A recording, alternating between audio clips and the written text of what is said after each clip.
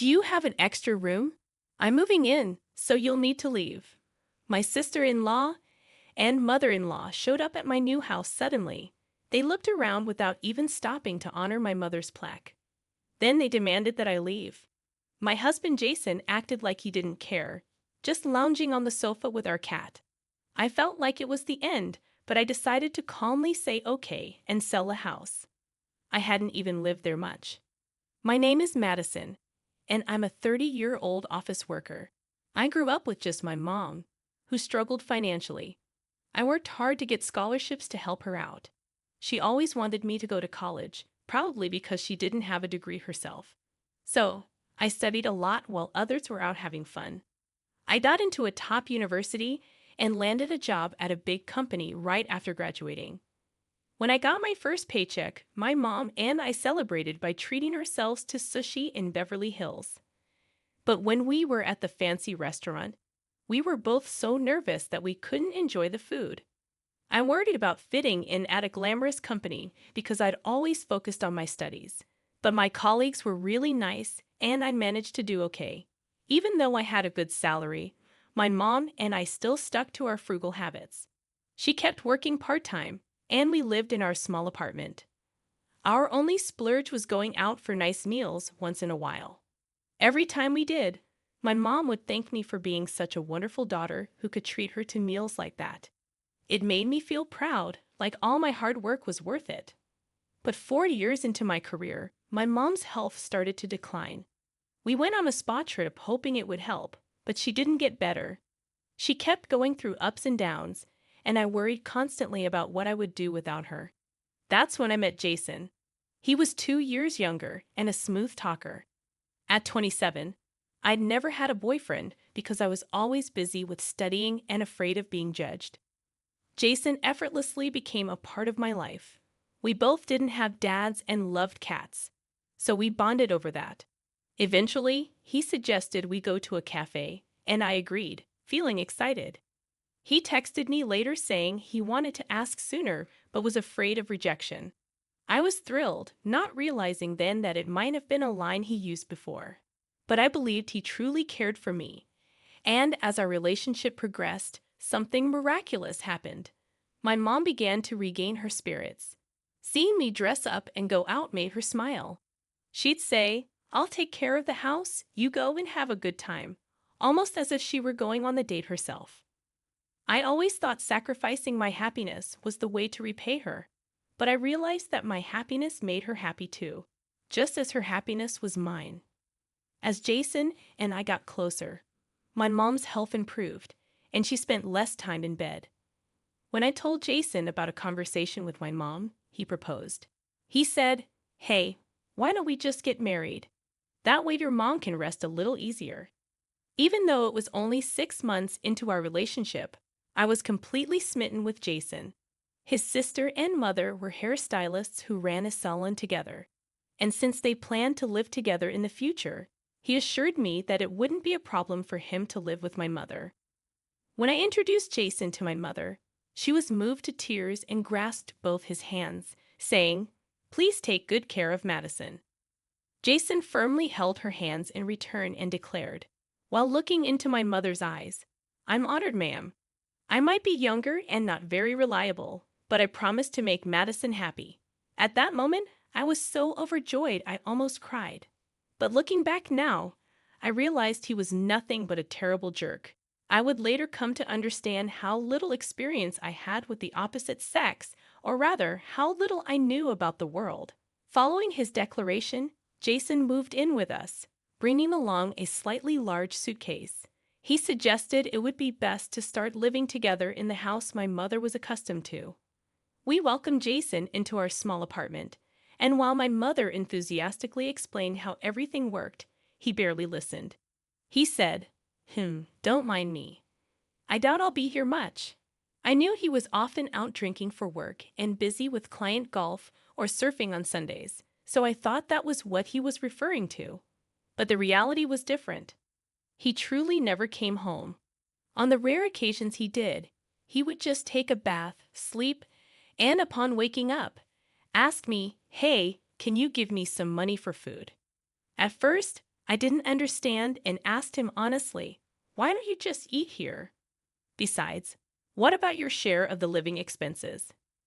Jason had not been contributing financially to the household, and my mother and I were living just as we had before. He then laughed with a puzzled look on his face. Living expenses? Why should I when I'm hardly ever here? I almost agreed with him for a second, but then I snapped out of it and confronted him. Wait a minute, we're married, right? That means we're supposed to share our lives together. So you want me to come home every day? No, I get that you're busy and maybe staying at friends' places, but I'd like to get a message from you when that's the case. While we were dating, Jason was very attentive, always letting me know if he was going to be late for a date, and he never broke a promise. But after we got married, he stopped reading my texts, and days would go by without a reply. When I brought this up, Jason suddenly turned ice cold and said, "Didn't think you were the kind of woman to say stuff like that," and turned away. His cold expression was something I had never seen before, and it chilled me to the bone. So I blurted out, I'm sorry, I didn't mean to be possessive. And he instantly softened, I know, but come on, we're married, right? Don't you trust me? He asked, tilting his head. I shook my head vigorously. No, that's not it. I do trust you, I said, almost in tears, and he looked into my eyes and whispered, Thank you, then quickly added, So about $600 will do, okay? Fearing he might leave me, I gave in and handed over the money. In hindsight, that was the beginning of a nightmare.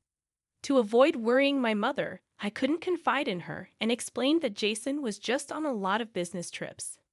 Alone with my thoughts, I continued this strange marriage where I would give money to Jason whenever he occasionally came home.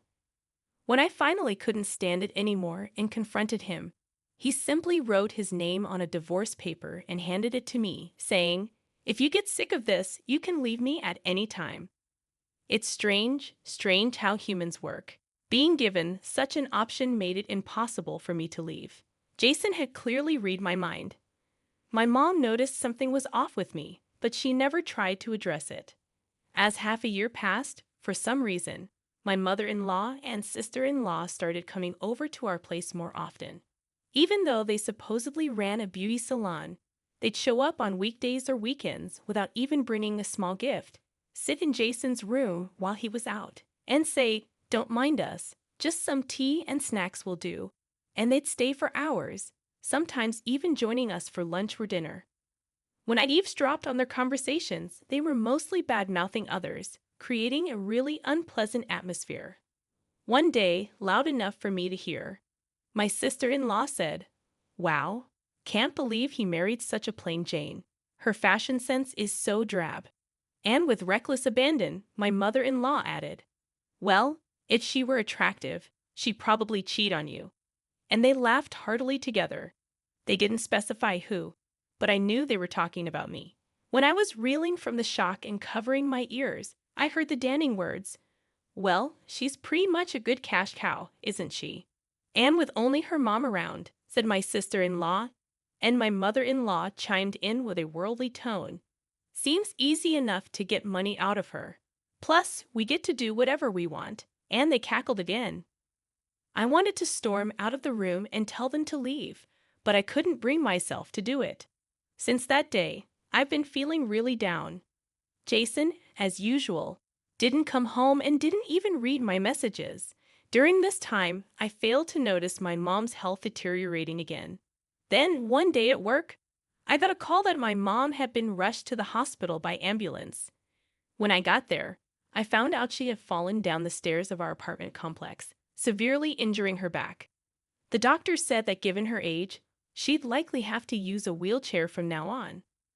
From what I was told, Mom had been feeling under the weather for quite some time, experiencing frequent bouts of dizziness. It seems that dizziness was the culprit behind her fall down the stairs. My mom kept apologizing, saying, I'm so sorry, Madison. I'm really sorry. Over and over. My mom kept apologizing, and I just shook my head, crying. I was determined to break through this tough situation. Given that my mom's hospital stay would be quite long, including rehabilitation, I decided to look for a wheelchair-accessible home. Fortunately, we had lived frugally, so there was a decent amount of savings. My mom always loved looking at home ads in the newspapers, often saying how much she'd like to live in such houses. I held on to the hope that buying the home she dreamt of might bring her spirit back. When I asked Jason for his opinion, he casually said, "Why not? I'd like my own room. Oh yeah, let's get a cat too."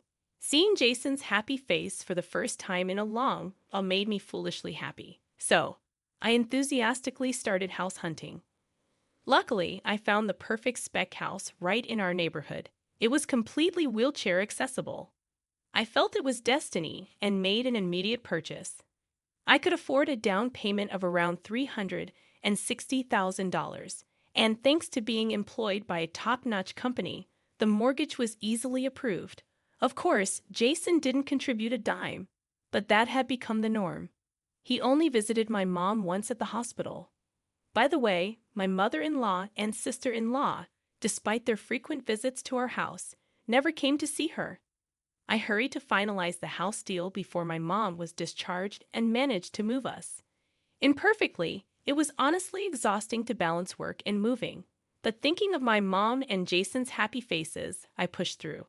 When my mom came to the new house in her wheelchair, her eyes sparkled as she looked around our model home-like place and exclaimed like a child, "I can't believe I get to live in a house like this. It feels like a dream." Jason, too, seemed to like his new room as he started coming home more often. Then, we went to the pet store together and brought home 2 adorable cats. Both Jason and my mom doted on the cats, and our home was filled with lively energy. Just as I was starting to think everything might turn out okay, tragedy struck again. 2 months after moving in, one morning, my mom didn't wake up. I found it strange and went to check on her, only to discover she had passed away cold. I called an ambulance, but it was too late. She had suffered a heart attack. With the new house and everything else, life seemed so pointless now. I was overwhelmed by despair and hardly remember the funeral proceedings. Jason acted the part of the dutiful, gentle husband at the funeral. But as soon as we got home, he'd do nothing. But he just flopped on the couch and said, "Man, I'm beat," tossing the TV remote carelessly on a shelf. Then he asked me, "When's dinner?" As I sat holding my mother's memorial plaque and played with the cat. Seeing this, I finally snapped back to reality. I'd realized a long time ago that my marriage was a mistake, but I'd been pretending everything was fine so as not to worry my mother. I also didn't want to admit my failure to myself. But can I really call him my husband if he doesn't even comfort me as I mourn my beloved mother? As I was staring at my so-called husband, dumbfounded, the doorbell rang. When I went to answer it, my sister-in-law and mother-in-law, still dressed in their mourning clothes, barged in, saying, "Wow, this place is huge. Why didn't you tell us about it?" You see, neither my mother nor I had given my mother-in-law our new address. I assumed Jason would tell them, but it seemed he hadn't bothered, perhaps out of disinterest. As they walked around the house, eyeing everything greedily, they smirked at each other and said, "You've got spare rooms, right? We'll live here. You can leave." It seemed they were under the impression Jason bought the house. Jason, meanwhile, continued to relax on the couch with the cat, seemingly oblivious to everything. Looking up to the heavens, I thought it was all over. And then my mother-in-law, still hiked up, said, "The apartment we're living in now is so noisy. The landlord comes every day just because we're a bit behind on the rent." That's when I realized their frequent visits were to escape from their landlord. My sister-in-law grinned and said, "I'll take the upstairs south room." Madison always had a knack for choosing the good spots, didn't she? They saw my mother's death as an opportunity to shamelessly move themselves into my home. Naturally, I thought, I'll send these people packing to hell. Fine, I'll leave. Take care then. As soon as I agreed, they nearly jumped for joy and said to Jason, "Jason, we can live together again. You really can't manage without us, can you?" Jason, perhaps too tired to care, lazily laughed and said, Yeah, I'm off to bed," and retreated to his room. With spring in their step, my sister-in-law and mother-in-law told me, "We'll be moving in on Tuesday in 2 weeks, so make sure you're out by then," and left. "Next week, huh?" I murmured, carefully placing my mother's memorial plaque, portrait, and ashes on the shelf, and whispered to her picture, "Watch over me, Mom," as if she was smiling back at me, saying, "Give them hell." I promptly filled out the divorce papers I prepared earlier and rushed them to the courthouse, then started plotting my revenge. Come Monday, I was sitting at a cafe terrace with a view of the new house, hat pulled down over my eyes waiting. There was a for sale sign by the new house's doorplate. The autumn sky was clear, and as I was leisurely reading a book, a moving truck pulled up in front of the house, and out stepped Jason, my sister-in-law and mother-in-law. I knew that Jason had been helping them move over the weekend. I had demurely asked him, "Please don't come back until the moving day. If I see you, I might get sentimental." They were perplexed by the for sale sign.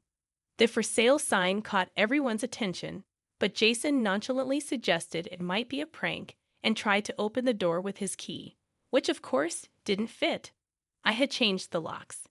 Jason was frantically rattling the keys, and both my sister-in-law and mother-in-law looked on with anxious expressions. Frantically, he fiddled with the key as the movers looked on, ready to start. "What's the meaning of this?" my sister-in-law and mother-in-law demanded, irritation rising in their voices. Jason, still seemingly unfazed, said, "I'll just make a call." And that's when my phone vibrated. I ignored it, and as he couldn't get through to me, panic began to set in on his face. The two women looked on anxiously as they and Jason received frosty stares from the movers. Finally, he called someone else, the real estate agency listed on the sign. And there I was, sipping my coffee. "Hello, I'm calling about a property in." "Yes, yes, yes, it's being sold without my consent. Could you come over here, please?" Jason began to explain on the phone when he was interrupted. "It's already being sold by the owner." "No, that can't be right. You want to sell it if I want to buy it?" "What are you talking about?" Please hold on." And he hung up the phone. Then my sister-in-law and mother-in-law, with faces like furious demons, stormed up to Jason and demanded, "Hold on a minute. Isn't this the house you bought?"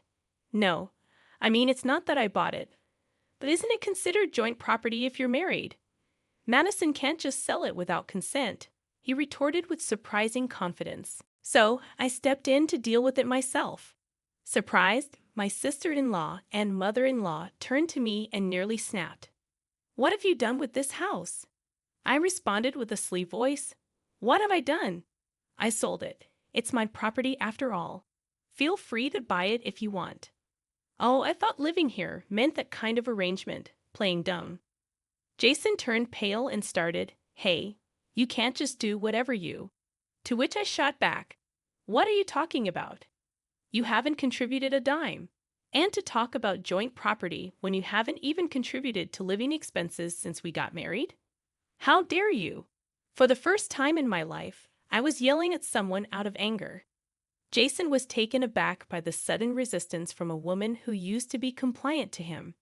I continued to press Jason. "You better give me back all the money I've given you. I'm ready with a lawyer," and shoved a business card and a claim for alimony in his face.